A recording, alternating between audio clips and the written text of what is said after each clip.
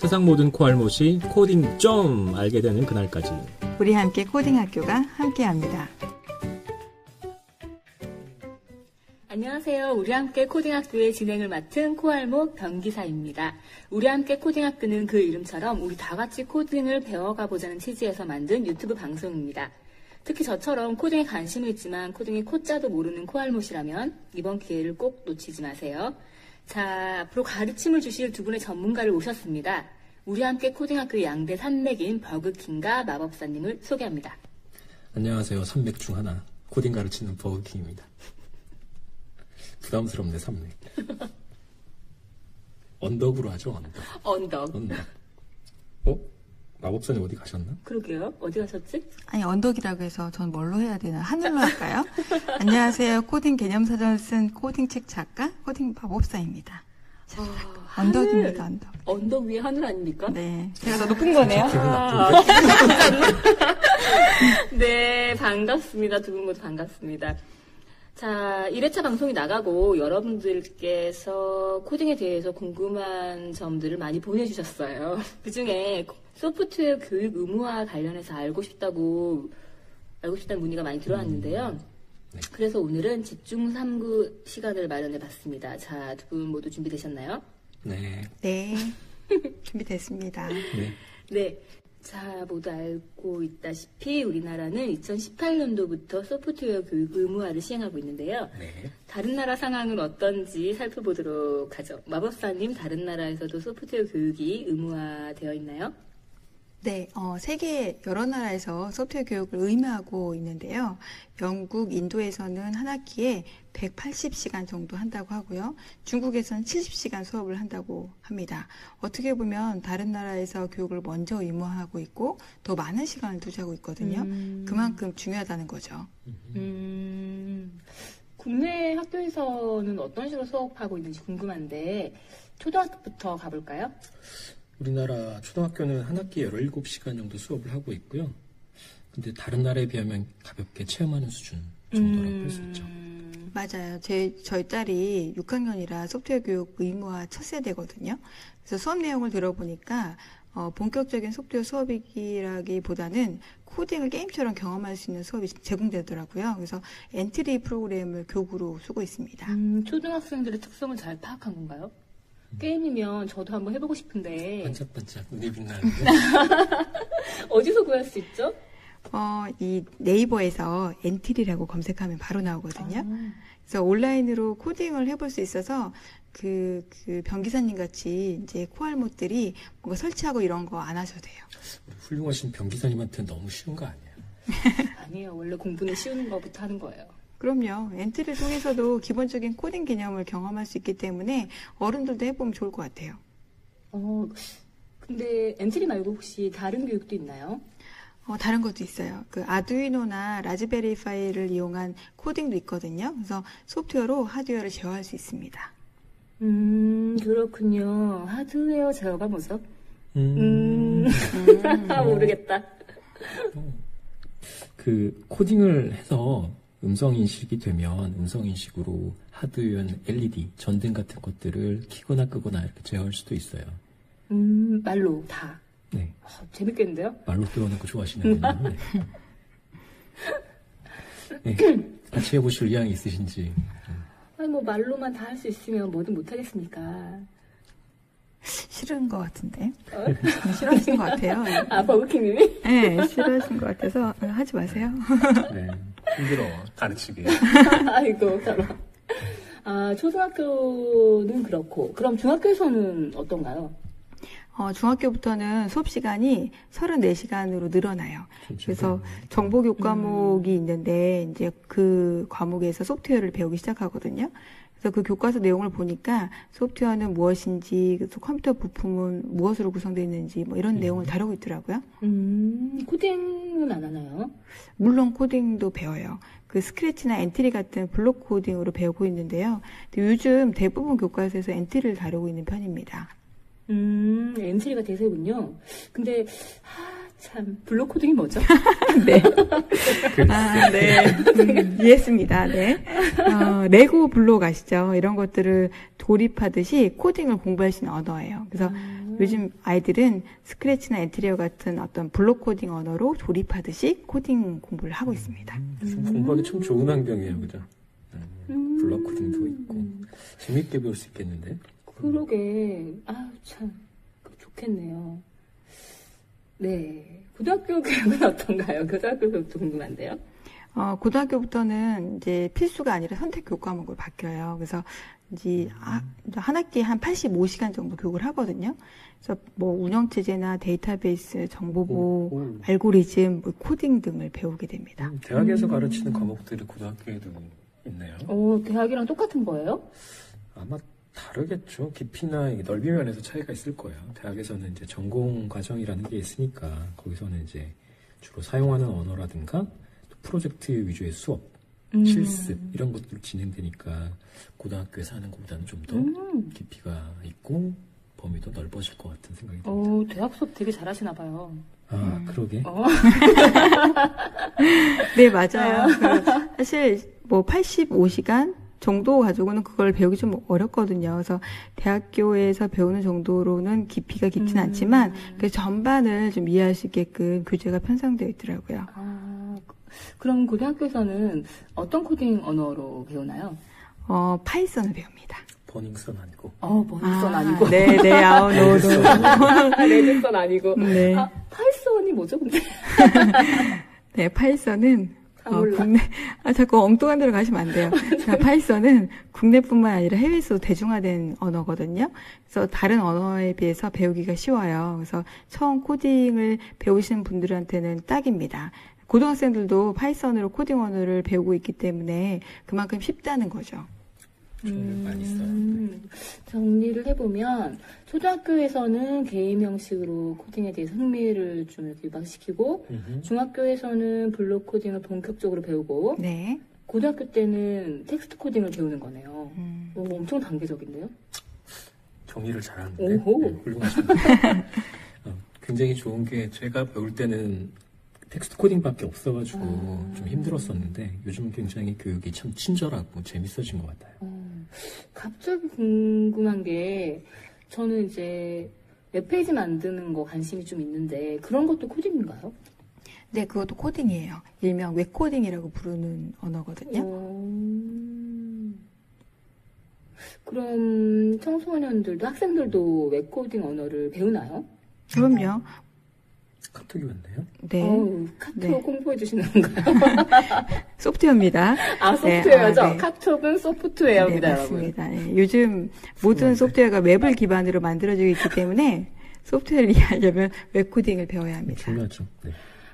그렇군요.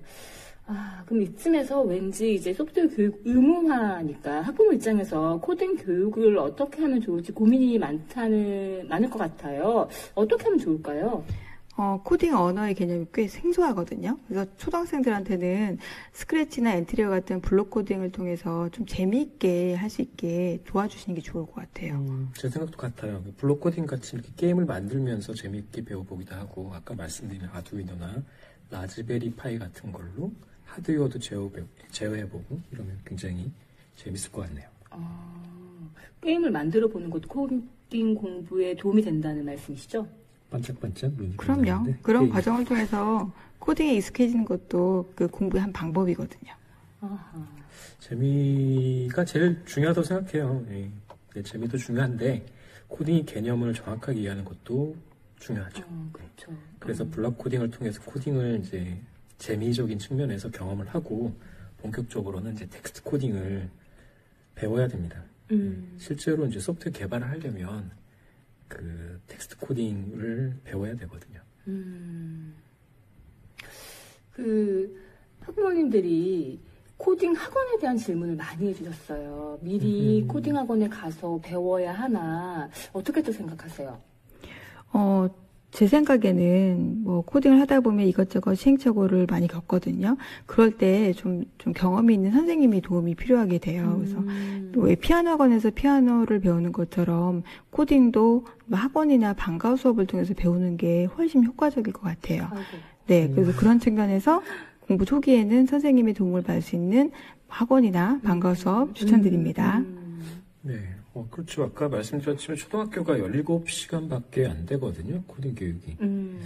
그거는 일종의 코딩으로 봤을 때 그냥 맛보기밖에 안 되고요. 근데 코딩도 아까 말씀드렸지만 언어라고 말씀드렸잖아요. 일종의 언어기 때문에 자주 쓰고 자주 접해보는 게 중요한데 학생 혼자서 코딩을 공부한다? 이건 좀 어려울 것 같아요. 그럼 부모님들도 코딩을 배워가지고 공부해야 되나? 코딩 공부가 필요할까요? 부모도? 그럼요. 하면 좋죠. 그 코딩 교육을 또 가이드를 해주셔야 되는데 우리 부모님들 세대는 코딩을 안 배웠거든요. 그래서 그런 거를 좀 학생들 잘 지도하기 위해서도 좀 공부가 필요한 것 같고요. 실제로도 영국과 미국에서는 코딩을 위한 학부모 모임이 생겼다고 하거든요.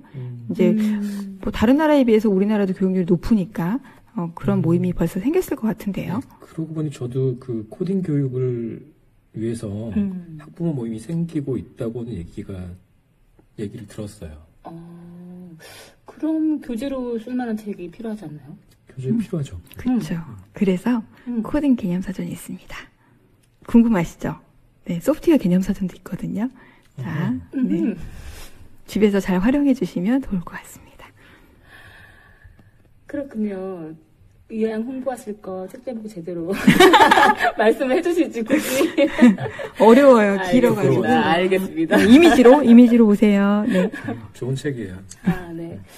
그렇죠. 학원 얘기가 나왔고 코딩 과외는 어떻게 생각하세요? 과외 단가가 굉장히 세다고 얘기를 들었습니다. 제 전화번호는 근데 진짜 단가가 세대요. 그 영어보다 그 코딩 과외 단가가 세대요. 그럼. 과외도 필요하면 해야죠. 제 전화번호도 있는데요. 아이고, 농담은 그만하시고요. 과외가 꼭 필요할까요?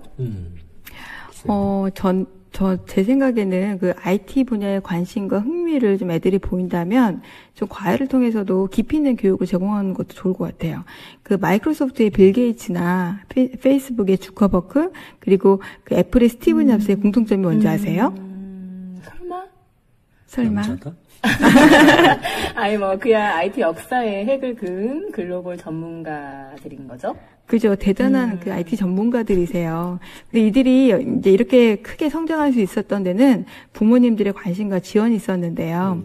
그 컴퓨터 분야에 관심을 갖는 이제 어린 시절부터 그런 어떤 분야의 호기심과 좀 전문성을 길러주기 위해서 코딩 과외를 시켜줬다고 해요. 그래서 부모님들이 아이들의 능력을 살릴 수 있도록 좀 과외를 적절히 활용하는 것도 필요하다고 봅니다. 그렇군요. 근데 여기서 여러분 오해하시면 안 됩니다. 사교육을 조장하는 게 아닙니다. 그렇죠. 공교육이 제일 중요하고요. 학교에서 많은 시간을 투자해서 코딩 교육을 할 수 있으면 그게 좋은 방법으로 생각합니다. 그렇죠. 그러니까 과외는 학교 코딩 수업을 어려워하는 경우에 어떻게 보면 활용하면 좋겠죠. 그렇죠. 네네. 근데 뭐 애들이 좀 코딩을 좀 어려워하지 않을까요? 처음에 할 때는? 그럴 것 같아요. 맞아요. 많이 어려워합니다. 주로 이제 책에 있는 코드를 그대로 그냥 따라해서 연습하면 크게 늘지는 않고요. 그리고 한계가 있어요. 공부하는데 한계가 있어서 좋은 선생님 만나서 아까 굳이 사교육을 조장하는 건 아닌데 좋은 선생님 학원이든 방과후 수업이든 과외든 통해서 코딩 경험이 많은 사람들한테 지도를 받는 게 초기에는 굉장히 중요하다고 생각합니다. 그러니까 결국은 선생님이 중요하네요. 저 같은 선생님. 아이고. 그렇죠. 왜냐하면 아이들이 그 코딩을 배울 때 일단 흥미와 호기심이 가득해서 스스로 재미있게 코딩을 할 수 있게 지도를 해줘야 되고요. 그리고 애들이 자기네가 어떤 창의적인 결과물을 만들어내잖아요. 그럼 성취감을 굉장히 많이 느껴서 점점 더 이렇게 더 열심히 하게 돼요. 그래서 그런 좋은 선생님을 찾는 게 중요하다고 생각합니다. 좋은 책과. 맞아요. 공감이 되는 말씀이시네요. 그 코딩을 배우는 게 이제 논리력이나 문제 해결 능력을 키우는 데도 목적이지만 세상이 변화하는 그런 변화에 동참한다는 데 의미가 있는 것 같아요. 그런 의미에서 우리가 생각하는 소프트웨어를 스스로 만들어 보는 것도 전 중요하다고 생각합니다. 세상의 변화에 동참한다. 뭔가 메시지가 있네요. 정부에서 소프트웨어 교육을 의무화한 것도 세상의 변화에 동참하고 변화를 리딩하기 위해서 교육을 의무화한 거잖아요. 그리고 뭐 세상에 동참한다는 게 잘 이해가 안 가시겠지만 예를 들면 요즘 많이 얘기를 들어보셨을 텐데 사물 인터넷인가 인공지능 서비스를 학생들이 직접 이렇게 만들어 보고 경험해 보면 어렵게만 느껴졌던 게 굉장히 쉬워지게 되고요. 그런 세상이 가져올 변화에 대해서 좀 더 자연스럽게 동참할 수 있게 된다는 말입니다. 그러니까 제4차 산업혁명에 필요한 인재를 소프트웨어 교육으로 양성할 수 있다는 의미에서 중요하네요. 4차 산업혁명을 하시는 잠깐만.